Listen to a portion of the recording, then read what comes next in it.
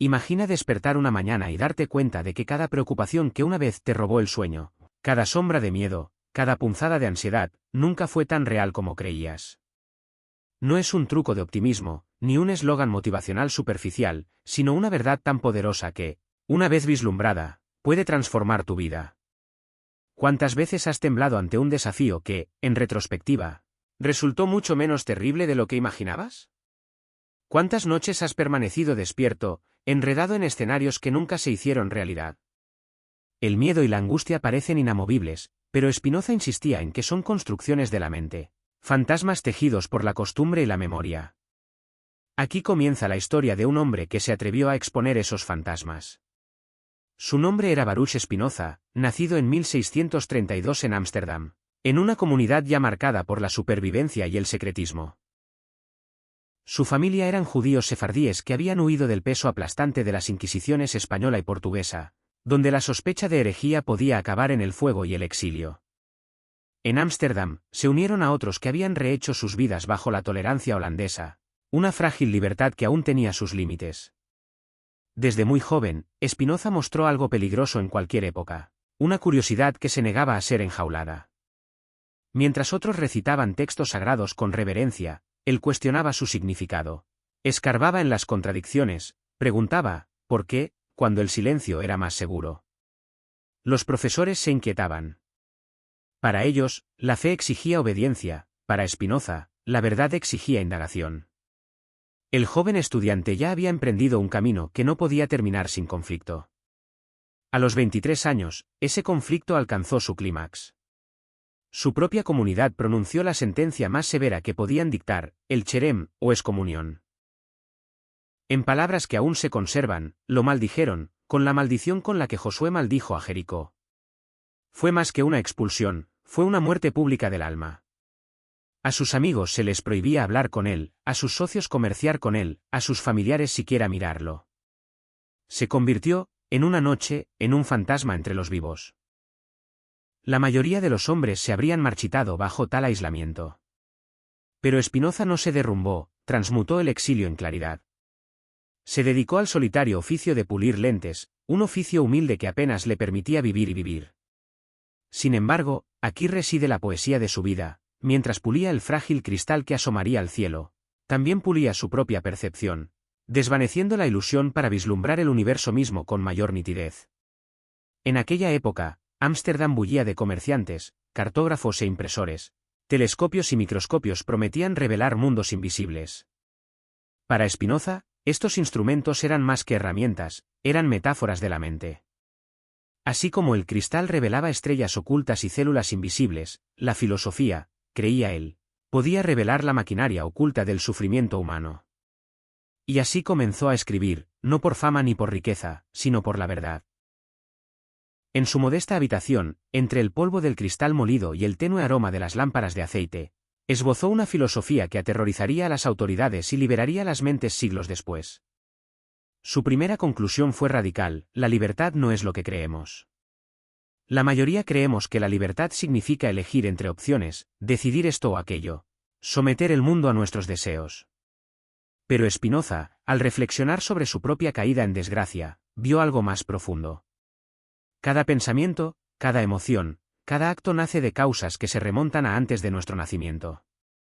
El miedo, el deseo, la ambición, nada de esto surge de la nada. Son eslabones de una cadena infinita. Y si es así, entonces lo que llamamos libre albedrío es poco más que la experiencia de ser impulsados por causas que no vemos.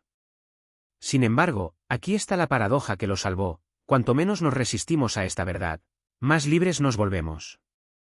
Comprender la necesidad no es rendirse, sino despertar. Así como el astrónomo no maldice la gravedad, sino que usa sus leyes para cartografiar los planetas, nosotros también podemos usar la comprensión para liberarnos del miedo. El exilio de Spinoza, entonces, no fue una tragedia, sino un laboratorio. Despojado de su comunidad, aprendió que la soledad no tiene por qué ser desesperación, podía ser el crisol de una nueva visión. Descubrió que el miedo no se vence combatiéndolo de frente, sino descubriendo sus causas, reconociendo sus ilusiones y liberándose de su hechizo. Esta fue la semilla de una filosofía que aún hoy inquieta al mundo, que el sufrimiento no es un castigo eterno, ni el miedo un destino, sino que ambos son sombras que se disuelven a la luz de la comprensión. Y así, en los tranquilos rincones de Ámsterdam, entre fragmentos de pertenencias destrozadas y cristales triturados, Spinoza comenzó a dar forma a la idea que un día desafiaría a reyes, sacerdotes e incluso a nuestras propias mentes inquietas. Que la claridad, no el control, es el camino a la paz. El exilio de Spinoza no lo silenció. Al contrario, le brindó la distancia para construir una visión de la realidad sin igual. Para la mayoría de las personas, la vida se presenta como una lucha entre el bien y el mal, la fortuna y la desgracia, la suerte y el caos. Nos imaginamos lanzados entre las tiradas de dados del destino, castigados por la desgracia o recompensados por el destino. Pero Spinoza declaró algo audaz: nada sucede por accidente. Cada evento, cada emoción, cada pensamiento se desarrolla por necesidad, como parte de una cadena interminable de causas que se remonta a la eternidad. Desde esta perspectiva, el universo no es un tribunal donde los jueces asignan recompensas y castigos, ni un casino donde la suerte dicta los resultados. Es una vasta red de causas y efectos, entrelazados con una coherencia perfecta. Cuando tienes miedo, cuando te sientes avergonzado, cuando la ira te hierve, no es casualidad ni evidencia de debilidad. Es simplemente el desarrollo de causas que no elegiste. Piensa en el miedo. No decidiste la familia en la que naciste, las heridas tempranas que moldearon tu confianza, los guiones culturales que te decían que era peligroso y que era seguro. Cada miedo que cargas no es una elección libre, sino una herencia de las circunstancias. La genialidad de Spinoza consistió en desmantelar la ilusión de que creamos estos miedos de la nada. En cambio, son ecos de innumerables eventos, castigos infantiles, traiciones, incluso el tono de voz de un padre, que resuenan en el presente. Al principio, este determinismo resulta sofocante. Si todo es necesario, ¿tenemos algún poder? ¿Estamos condenados a ser esclavos de nuestras historias, víctimas de viejas causas que se repiten sin cesar? Aquí es donde Spinoza dio su giro más liberador. Reconocer la necesidad no es volverse impotente, es adquirir el conocimiento mismo que afloja el control de la necesidad. Si comprendes la cadena de causas, la ilusión del miedo comienza a desmoronarse. Ya no te arrastra ciegamente, puedes hacerte a un lado, verlo tal como es y actuar con claridad. Toma el miedo a hablar en público. El corazón te late fuerte, se te cierra la garganta, sientes la certeza de que el ridículo es inminente. Pero, ¿de dónde viene esta reacción? Quizás de una humillación temprana, de un momento en que la risa te dolió, en que el silencio te juzgó. Nada de esto está sucediendo ahora, es el pasado susurrando a través del presente. La multitud que tienes delante no es la fuente de tu pánico, sino tu interpretación. Spinoza diría, el público no tiene poder real. La causa está en ti, y una vez que lo entiendes, el miedo se disuelve en un recuerdo en lugar de una prisión. Lo mismo ocurre con la reputación. Alguien te insulta y la ira se enciende. Pero piensa, ¿el insulto realmente hiere tu ser? ¿Un puñado de palabras te despoja de tu esencia? Claro que no. Lo que duele es cómo tu mente interpreta esas palabras, la historia que les atribuyes. En realidad, el insulto revela más sobre el estado mental del orador que sobre ti. Y cuando ves eso, sus palabras caen inofensivas, como piedras que caen al agua sin alcanzar la profundidad de tu ser. La vida moderna ofrece infinitos espejos de la perspicacia de Spinoza. Un comentario negativo en redes sociales se siente como un puñal. Un rechazo laboral parece anunciar tu indignidad, ver el éxito ajeno puede despertar envidia. Sin embargo, en cada caso, el dolor no proviene del evento en sí, sino de la interpretación que construimos a su alrededor. Comprender esto no es cuestión de pensamiento positivo, es el reconocimiento sereno lo que provoca reacciones, y el conocimiento las desarma. Spinoza nos instó a convertirnos en observadores de nuestro teatro interior. Observa cómo se acelera el pulso, cómo se descontrolan los pensamientos, cómo se acorta la respiración. No huyas de estas señales, estúdialas. No son enemigos, sino pistas. Como un médico que diagnostica una enfermedad, reúnes evidencia, ¿qué recuerdo resuena aquí? ¿Qué creencia alimenta esta ansiedad? Una vez que se ve la causa, el miedo se debilita. No puede dominarte de la misma manera, porque su disfraz ha sido despojado. Por eso Spinoza insistió, nuestras emociones no son prueba de fracaso, sino de necesidad. Nos muestran la cadena de causas en acción. Y una vez observadas, pueden transformarse. El mundo, entonces, no es caos, sino orden, un orden tan vasto que solo podemos vislumbrar fragmentos. No somos lanzados por los dados de la fortuna, sino entretejidos en un patrón de causas. Y dentro de este patrón reside nuestra libertad oculta. Al comprender, dejamos de ser marionetas movidas por hilos invisibles y nos convertimos en participantes que conocemos la coreografía. Por lo tanto, la pregunta no es ¿cómo puedo controlarlo todo?, sino ¿cómo puedo comprender lo suficiente como para que el miedo ya no me controle? En ese cambio, del control a la claridad, se encuentra la primera puerta a la liberación. Si Spinoza nos hubiera dicho que el miedo y el sufrimiento son ilusiones, su filosofía sería poco más que poesía. Lo que lo hizo revolucionario fue que ofreció un método, una forma disciplinada de afrontar las emociones sin dejarse dominar por ellas. Su enfoque no era místico ni se basaba en una fe ciega. Era racional, práctico y accesible para cualquiera dispuesto a observar el funcionamiento de su propia mente. El primer paso de su método es engañosamente simple: reconocer que las emociones no son buenas ni malas. El miedo, la tristeza, la ira no son pecados ni manchas en el alma. Son respuestas naturales, nacidas de causas. Sentir miedo no es más vergonzoso que sentir hambre. El problema no radica en la emoción en sí, sino en nuestra ceguera ante su origen. Cuando no vemos de dónde proviene, la emoción nos domina como una tormenta sobre un barco sin velas. Entonces, ¿qué debemos hacer cuando se desata la tormenta? Spinoza nos instruye a detenernos, a dar un paso atrás y observar.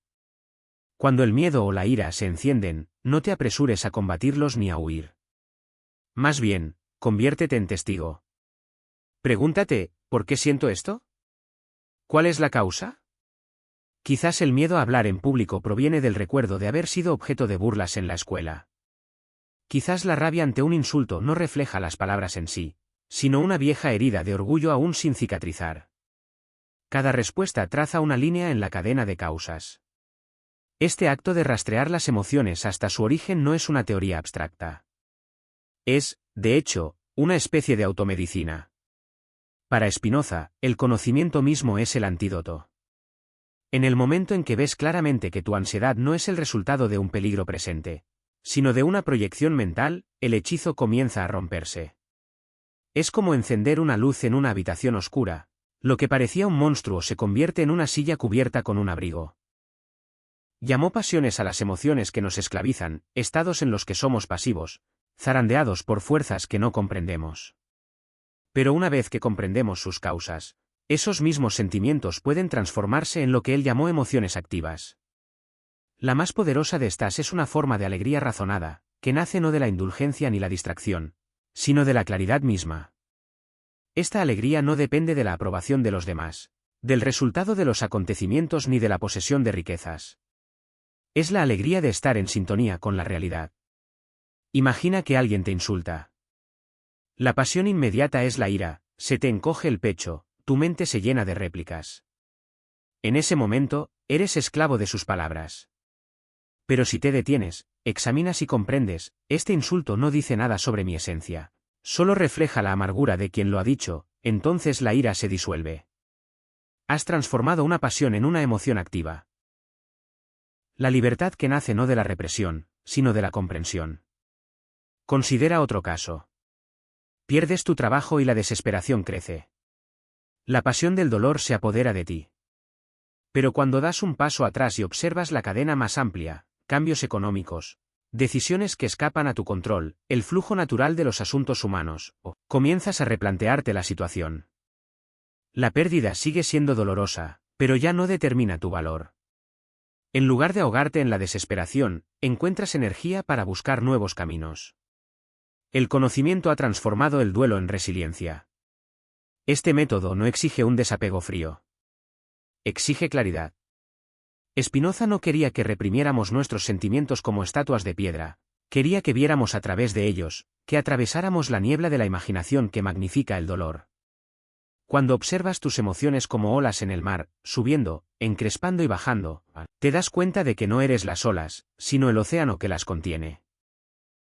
Y aquí reside la esencia de su promesa: el sufrimiento no se elimina con la negación, sino con la comprensión. Así como un médico cura no maldiciendo la enfermedad, sino estudiando sus causas, nosotros también podemos sanar las heridas del miedo diagnosticándolas. Por eso Spinoza creía que el conocimiento es libertad. Cuando ves tus emociones como lo que son, efectos necesarios de causas previas, ya no te gobiernan. Dejas de ser su cautivo y empiezas a ser su intérprete. El cambio es sutil pero profundo, de dejarte llevar ciegamente por las pasiones a guiarte con la claridad de la razón. En ese movimiento, descubres una alegría más firme que el placer, una paz más fuerte que la distracción y una libertad arraigada no en la fantasía, sino en la verdad. Hasta este punto, hemos visto cómo Spinoza desmantela el miedo, mostrándolo como una construcción mental, una sombra proyectada por causas pasadas.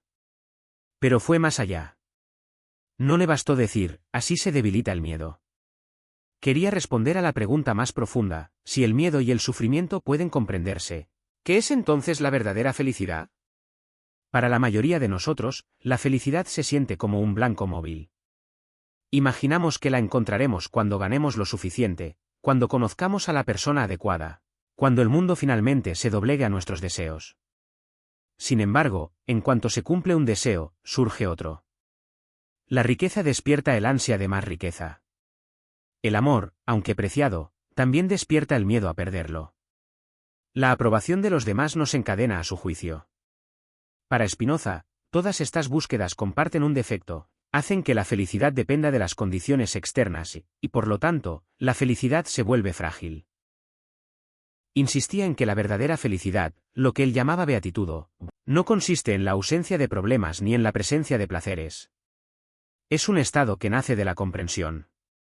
Cuando vemos la realidad con claridad, cuando aceptamos la necesidad sin resistencia, experimentamos una paz que ninguna circunstancia puede quebrantar. Esto no es resignación. Es liberación de ilusiones. Piensa en la imagen moderna de un atasco. Llegas tarde a una cita crucial. Los semáforos en rojo se extienden interminablemente, las bocinas suenan, el tiempo se agota. La frustración surge: ¿por qué yo? ¿Por qué ahora? ¿Pero acaso tu ira disuelve el atasco? ¿Mueve los coches? No. La emoción te consume sin cambiar nada. Spinoza diría: el sufrimiento no está en el tráfico, sino en tu negativa a aceptar lo que no se puede cambiar. En el momento en que ves esto con claridad, la frustración se afloja. Sigues llegando tarde, pero no estás esclavizado por la rabia. Actúas con calma. Llamas con antelación, reprogramas, te adaptas. En la claridad, surge la paz. Esta es la diferencia radical entre la felicidad basada en el placer y la beatitud. El placer depende de lo que sucede fuera de ti. La beatitud depende únicamente de la comprensión interior. Una es frágil, la otra perdura. Spinoza reformuló la libertad misma desde esta perspectiva. Solemos definirla como la capacidad de hacer lo que queramos. Pero ¿qué ocurre cuando nuestros deseos chocan con la realidad? ¿Cuando el mundo se niega a doblegarse? Entonces, lo que llamamos libertad se convierte en frustración. La definición de Spinoza era más precisa: la libertad es desear lo necesario. En otras palabras, alinear nuestra voluntad con la naturaleza de las cosas. Quien insiste en que el río fluya al revés está esclavizado por su delirio. Quien ve el curso del río y se deja llevar por él es libre. Por supuesto, esto suena elevado hasta que lo ponemos a prueba en la vida real. Imaginemos perder un trabajo, enfrentar una traición o padecer una enfermedad. ¿Se puede realmente aceptar la necesidad en esos momentos? La idea de Spinoza no es que el dolor desaparezca, sino que el sufrimiento se reduce cuando dejamos de exigir lo imposible, que el mundo se ajuste perfectamente a nuestros deseos. Al comprender que los acontecimientos se desarrollan por causas que escapan a nuestro control, dejamos de malgastar energía resistiéndonos a lo inevitable. Canalizamos nuestro esfuerzo en lo que se puede hacer aquí y ahora. La alegría que surge de esta aceptación es diferente del placer fugaz. Es estable porque se basa en la comprensión. Ya no dependes de los favores de la fortuna. Dependes de la claridad, que siempre está al alcance. Por eso Spinoza describió la beatitud como la forma más alta de felicidad, Una paz serena e inquebrantable que nace de comprender el orden de la realidad. Puede ser útil pensarlo así. La diferencia entre la felicidad ordinaria y la beatitud es como la diferencia entre la llama de una vela y el sol. Una vela parpadea con cada brisa, el sol brilla sin importar las tormentas. La felicidad ordinaria parpadea con las circunstancias, la beatitud perdura porque no está atada a ellas. Este no es un estado fácil de alcanzar, requiere práctica, reflexión, un constante perfeccionamiento de la percepción. Pero para Spinoza, no era un sueño. Era una realidad disponible para cualquiera que quisiera ver con claridad. En el momento en que dejas de luchar con lo que no puedes cambiar y, en cambio, comienzas a comprenderlo, accedes a una forma de libertad que ningún insulto, ninguna pérdida, ninguna demora puede arrebatar. La bienaventuranza, entonces, no es escapar de la vida, es vivirla con claridad, libre de la tiranía de las ilusiones. Es la felicidad serena que no se quiebra. Tras demostrar que el miedo puede disolverse y que la felicidad puede arraigarse en la claridad, Spinoza profundizó en un terreno que inquietó tanto a teólogos como a filósofos. Su afirmación más audaz no se refería simplemente a las emociones, sino a la naturaleza misma de Dios. Para Spinoza, Dios no era un gobernante distante, encaramado más allá de las estrellas, juzgando y recompensando. Dios no era un ser externo al universo. Dios era el universo mismo, la sustancia infinita que da origen a todas las cosas. En otras palabras, Dios es naturaleza, y la naturaleza es Dios. Este fue un paso radical. Significaba que todo, planetas y piedras, árboles y ríos, nuestros pensamientos y miedos, no estaba separado de la divinidad, sino que formaba parte de ella. Lo divino no era algo que temer, sino algo que comprender. Si Dios es naturaleza, entonces cada acontecimiento, alegre o trágico, es una expresión de necesidad dentro de ese orden divino. Spinoza llamó a la emoción que surge de comprender esto amor de intellectualis, el amor intelectual de Dios.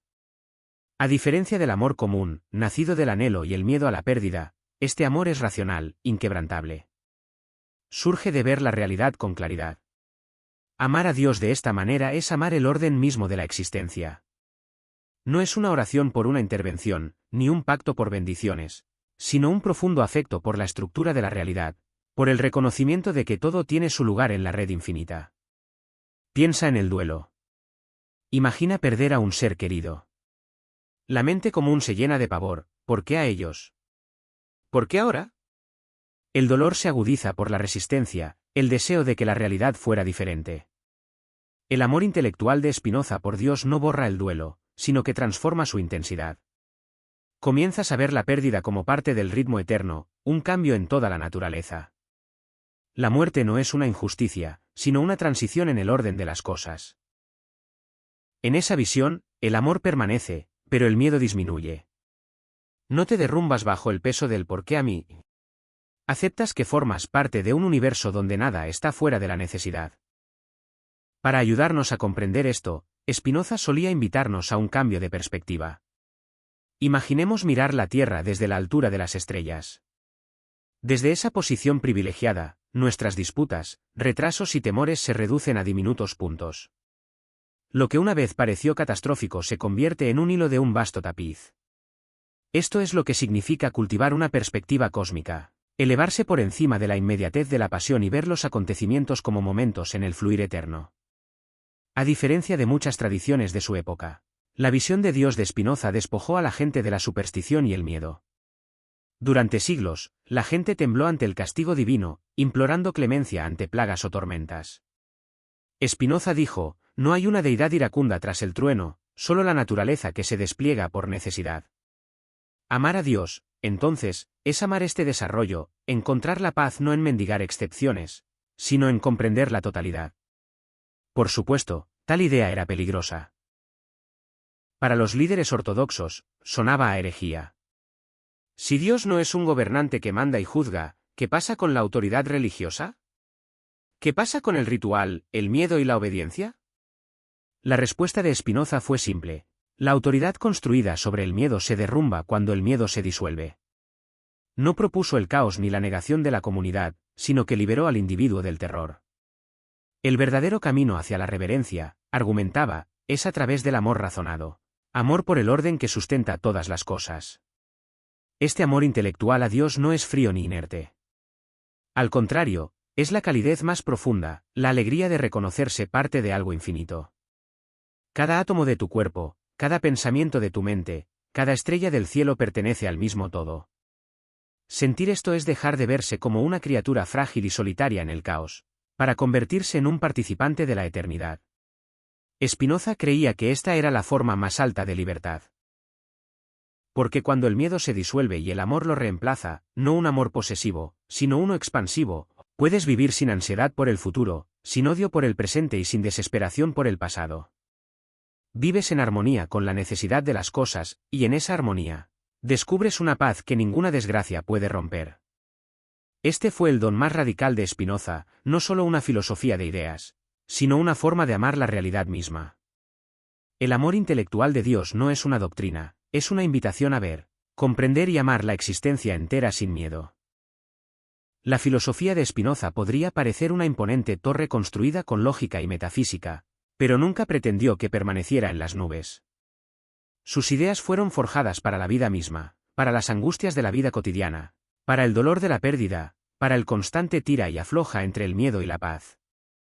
Para él, la filosofía no era un adorno de la mente, era medicina para el alma. La primera práctica que ofreció fue actuar según la razón, no la pasión. Esto no significa vivir como una máquina, sin sentimientos. Significa aprender a detenerse antes de que la emoción nos arrebate. Cuando surja el miedo, pregúntate, ¿cuál es su causa? ¿Es correcta esta interpretación o es un fantasma del pasado? Cuando la ira se encienda, pregúntate, ¿qué creencia alimenta esta rabia? ¿Este insulto realmente disminuye mi identidad? Cada pregunta ilumina la oscuridad, aflojando el control de la pasión. La segunda práctica es la aceptación radical de la necesidad. Vivimos en una cultura que grita, lucha, resiste, cambia todo lo que te preocupa. Pero Spinoza advirtió que la resistencia a lo inevitable es la raíz del sufrimiento. La aceptación no significa rendición ni pereza. Significa discernir lo que escapa a nuestro control. La ira no detiene una tormenta, ni la desesperación despeja el camino. Cuando comprendemos que algunas cosas deben ser como son, nos liberamos de un tormento inútil. Entonces podemos centrar nuestra energía en lo que realmente está a nuestro alcance, nuestra respuesta, nuestra claridad, nuestras decisiones en el presente. La tercera práctica es vivir en armonía con los demás a través de la comprensión. Gran parte de nuestro miedo surge de nuestras relaciones, envidia del éxito ajeno, ira ante sus insultos, temor a su juicio. Spinoza insistió en que cuando entendemos a los demás como seres humanos movidos por causas, al igual que nosotros, la hostilidad se suaviza. Quien insulta actúa desde sus propias heridas. Quien envidia está esclavizado por sus propias comparaciones. Al reconocer esto, podemos responder no con odio, sino con compasión. La cooperación reemplaza a la rivalidad y la paz al miedo. Spinoza también se enfrentó a dos de las sombras más profundas de la humanidad, el miedo al futuro y el miedo a la muerte. El futuro, decía, nos aterroriza porque imaginamos infinitas posibilidades de desastre. Sin embargo, el futuro se despliega como una necesidad, al igual que el presente. Preocuparse no altera su curso, solo envenena el presente.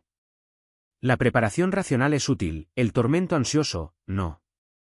Del mismo modo, la muerte no tiene por qué ser un espectro monstruoso. Para Spinoza, la muerte no es un castigo, sino parte del ciclo de la naturaleza. Aceptar esto es dejar de temer lo inevitable, y en esa aceptación, vivir más plenamente. ¿Cómo empezar? Empieza con un ritmo diario sencillo. Cada mañana, pregúntate, ¿qué puedo controlar hoy y qué no? Cada mediodía, cuando una emoción aflore, haz una pausa y busca su causa en lugar de obedecerla ciegamente. Cada noche, reflexiona, ¿qué acontecimientos me impulsaron hoy y qué aprendí de su necesidad? Con el tiempo, esta práctica convierte la claridad en hábito. La alegría que Spinoza más valoraba, la alegría de la razón, no significa dicha perpetua. La vida seguirá siendo dolorosa. Pero cuando ves tus emociones no como tiranos sino como señales, cuando alineas tu voluntad con la necesidad en lugar de resistirte a ella, la punzada ya no te esclaviza. Actúas con firmeza. Amas la realidad tal como es.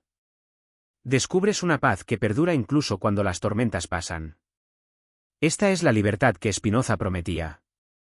No la libertad superficial de hacer lo que quieras, ni la ilusión de controlar el destino, sino la libertad más profunda de la comprensión. La libertad es ver la cadena de causas, aceptar tu lugar en ella y responder con claridad en lugar de miedo. En definitiva, el mensaje de Spinoza es de una simplicidad cautivadora: el miedo no se vence con el control, sino con la comprensión. La paz no es la ausencia de dificultad, sino la presencia de la comprensión. Y la felicidad. La verdadera e inquebrantable felicidad no reside en cambiar el mundo para que se ajuste a tus deseos, sino en cambiar tu relación con el mundo tal como es. Cuando vives así, dejas de ser cautivo de las pasiones. Ya no te paraliza el miedo al futuro ni te aplasta la inevitabilidad de la muerte. En cambio, caminas por la vida con la mente serena, el corazón firme y un amor que abarca toda la existencia. Esa es la vida sin miedo que Spinoza imaginó. Esa es la libertad que nos espera, si tan solo nos atrevemos a ver con claridad.